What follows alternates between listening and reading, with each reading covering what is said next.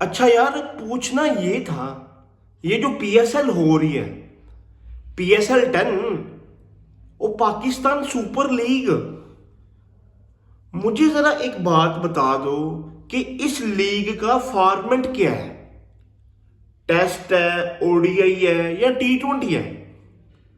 क्योंकि मुझे तो भाई समझ नहीं आ रही।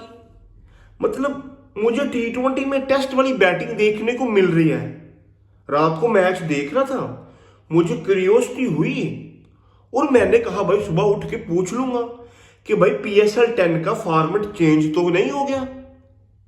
क्योंकि जिस तरह की रात को हमें बैटिंग देखने को मिली, और ज्यादा भाई दुख वाली बात यह है कि पाकिस्तान के कैप्टन ने ऐसी बैटिंग करी है। 37 बॉलों पे 36 रन की कोई एक्स्ट्रा ऑर्डिनरी इनिंग्स खेली है भाई। 97 का स्ट्राइक रेट।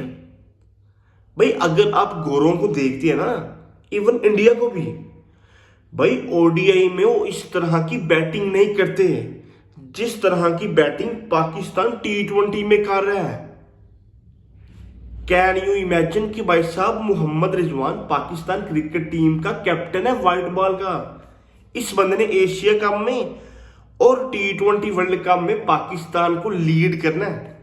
तो भाई साहब आप इस बंदे के करतूत देख लें। भाई साहब बात तो हम करेंगे, डेफिनेटली करेंगे, लेकिन इसके चलते हुए अगर मैं थोड़ी सी और बात कर लूं, जो रात को कोलिन मुनरो ने भाई साहब खच मारी, मतलब भाई भोसड़ी के, भाई ये क्या तरीका हुआ कि अगर एक प्लेयर से भाई बॉल नहीं खेली जा रही, समझ नहीं आ रही, तो भाई तू वट्टा मार है। ठीक है भाई, सपोर्ट कर रहा था इस्लामाबाद यूनाइटेड को, बीच में कोई एक वजह थी, मैं वो वजह नहीं बता सकता। ये जो मुंह से हगया भाई कोलिन मुनरो ने, भाई अंपायर छनगना लेने के लिए खड़े हैं भाई, उनको नहीं नजर आ रहा। तू बता रहा है भाई वट्टा मार है तू, तेरा बॉल भाई सब सीधा आ रहा है। भाई खेल ले, पहले खेला जा नहीं रहा। ये वैसे गोरों की भाई पुरानी आदत है, अगर कोई बॉलर भाई खेलना ना चाहे, अगर आपको पता हो बिग बैश में भी ऐसा हुआ था, हुसनैन बॉलिंग कर रहा था, हैंड्रिक्स था या मार्कस स्टोनिस था, मेरे ख्याल से दोनों थे, दोनों से बॉलें जज नहीं हो रही, ठीक है ना, और वो क्या बात कर रहे हैं कि तू वट्टा मार है। उसके बाद क्या हुआ भाई सब, उस बंदे का कैरियर 1 साल के लिए ब्लॉक हो गया। ठीक है भाई, तू अपना एक्शन ठीक कर, तो फिर उसके बाद भाई साहब आ जाना खेलने।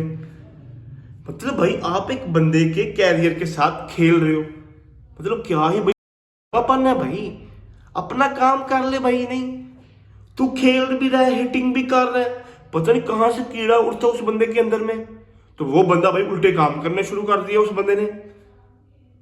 भाई मोस्ट डिसरिस्पेक्टफुल ऑनेस्टली मेरे ख्याल से जो करा उस बंदे ने, इस तरह भाई नहीं था करना चाहिए जो उस बंदे ने कर दिया है भोसड़ी वाले ने। चलो जो भी हुआ ठीक हो गया। अब हम करेंगे भाई मैच की बात। भाई इस्लामाबाद यूनाइटेड की CDE टीम थी कि जिस टीम ने मुल्तान सुल्तान को फिर से लर्न दे दिया।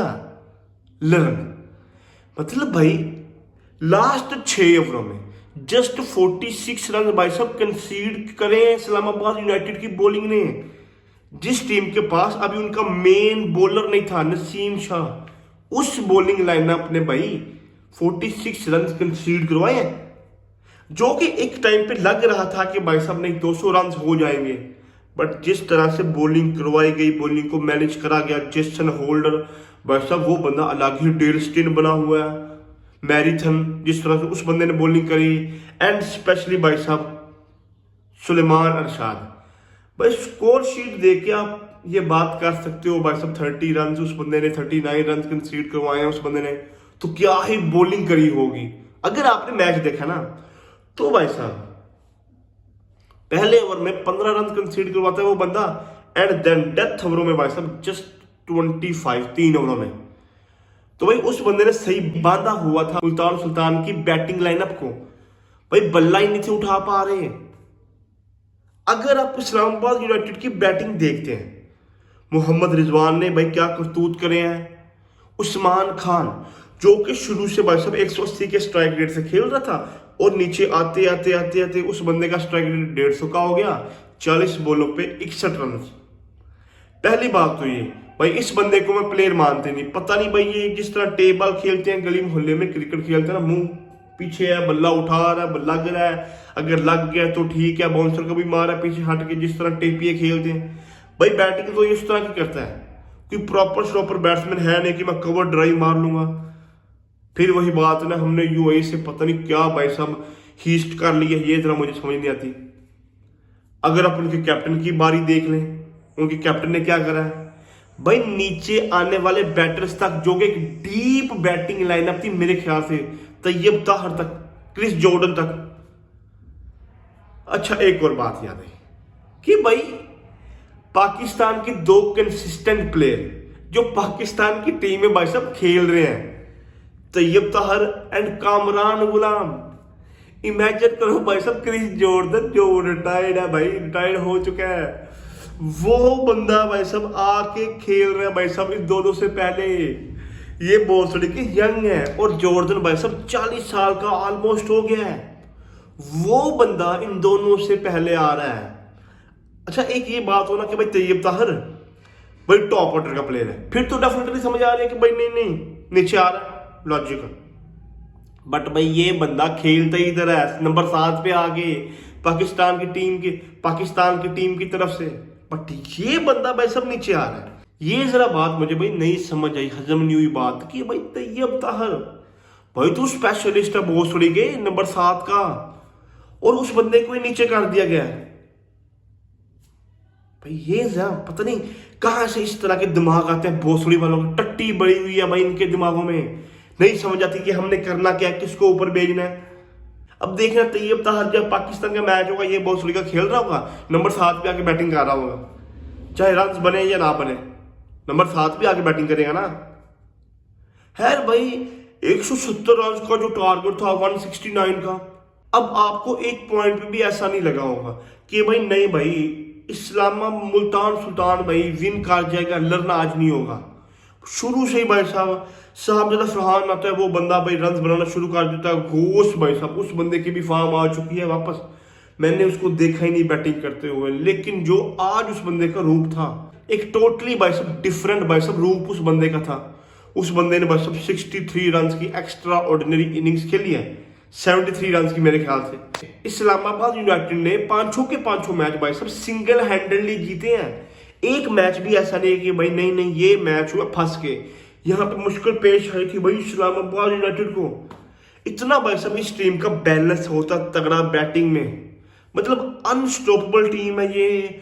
कुछ समझ नहीं आ रहा कि भाई साहब कौन सी टीम है पांचों टीमों में से जो इस टीम को रोकेगी, भाई मुझे नहीं समझ आ रहा ऑनेस्टली, ना ही लग रहा है। मतलब ठीक है भाई अब कोयटा कह सकते हैं, चैपमैन भी आ चुका है, लेकिन भाई इस्लामाबाद यूनाइटेड को भाई रोकना मुश्किल है जिस तरह से इस टीम को मैनेज किया जा रहा है। इनकी बॉलिंग देख ले, जेसन होल्डर है, नसीम शाह इनके पास है, मैरिथन है, और स्पिनर में शादाब खान है, नवाज है, भाई एक प्रॉपर भरी हुई टीम है। जो कि मेरे ख्याल से जब मैंने प्रीव्यू कर रहा था तो मैंने कहा था भाई साहब कोयटा अगर ना जीते तो लानत, तो जो कि अभी भी मैं ये बात करता हूं, लेकिन इस्लामाबाद यूनाइटेड एज यूजुअल हर सालों की तरह भाई साहब वो टीम परफॉर्म कर रही है, बैटिंग में ज़्यादा बैटिंग पे ही रिलाई करती है, और ये हम सबको नज़र भी आ रहा है। मतलब ये पॉसिबल है कि भाई ये अपना चौथा टाइटल भी इजीली उखाड़ लेंगे, जो कि कोई इतनी बड़ी बात नहीं होगी अगर उखाड़ लिया तो। कोयटा के तो लगे पड़े हैं, अब मार्क चैपमैन आया कि वो बंदा अब इन कंडीशंस को अडॉप्ट करता भी है कि नहीं करता, ये तो हमें पता चलेगा जब होगा मैच स्टार्ट।